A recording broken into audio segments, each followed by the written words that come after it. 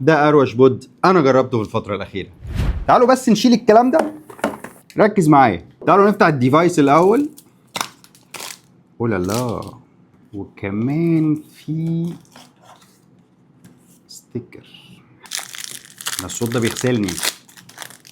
ناستي بولت 50,000 باف. مبدئيا ناستي فمش هنتكلم عن الفليفرات، فكده كده هي خدت خلاص ختم الجوده. طب ليه بولت؟ عشان هو فاست تشارجر، تقدر تحطه على الشاحن وما تقلقش عليه. معايا واحد تاني ما تقلقوش. مبدئيا الجهاز دول مش كويل، متوفر فيه 3 مستويات للطاقه. اول واحد الايكو مود، وده هيساعدك قوي على توفير البطاريه، وكده كده البطاريه 1000 ملي امبير، فهي هتقعد معاك مده طويله ما تقلقش. تاني مود المود العادي النورمال. التالت افشخ مود، اعلى حاجه في كل حاجه.